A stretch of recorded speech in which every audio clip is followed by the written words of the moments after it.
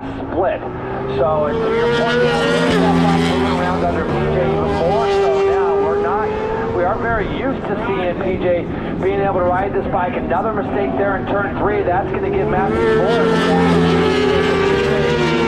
Moving around early grip-wise, and continuing to kind of get worse.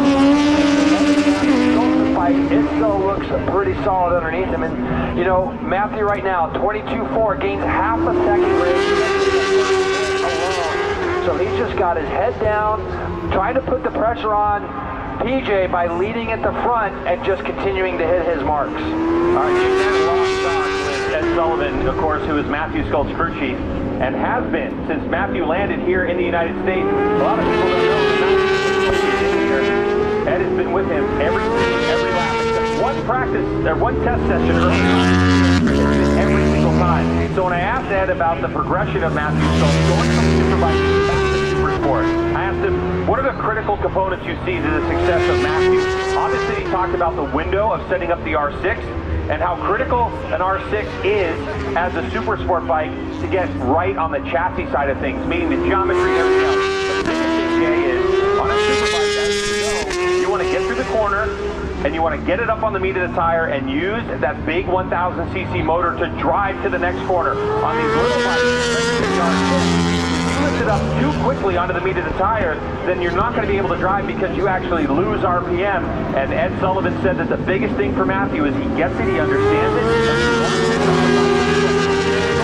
back up straight, doing it in a very gradual way and using the max amount of torque and RPM available out of the R6. Yeah, you brought up that conversation yesterday with Ed that you had, and it was a great message. Especially since the fact that he does do it very slow, very gradual. Even up here, you can see him holding on to the edge of that tire as he goes up the hill out of turn 6. He just kind of got that down at the moment. He goes past the second split, but only just. He lost 2 tenths in the first, gained a tenth back in the second. He's on a strong lap, and he's last to go. He's starting to kind of piece it back together. To your point, that goes back to what you said earlier, Greg, about coming from a Superbike to a wow, he's got that thing backed in awful tight going into the last corner. Let's have a little bit further back. Blake Davis now has a bit of a gap on Corey Alexander and Jake Lewis and Gerardo. I see Mesa. We have lost her, but she has fallen way back. So maybe, just maybe, Greg, she did have a little bit of a problem, but now it looks like Blake Davis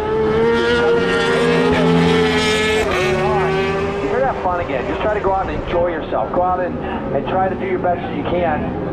Still going to have some problems, I think, from these two possibly behind him, but sideways. So much talent on the inside. Corey Alexander, and he just showed it right there. And he's in the sideways and not lose any ground. And of course, he has got a very, very fast at WeatherTech Raceway, Laguna Seca, Jake Lewis right behind. 3 classes this weekend? He is, isn't he? Yeah. Hooligans? Hooligans.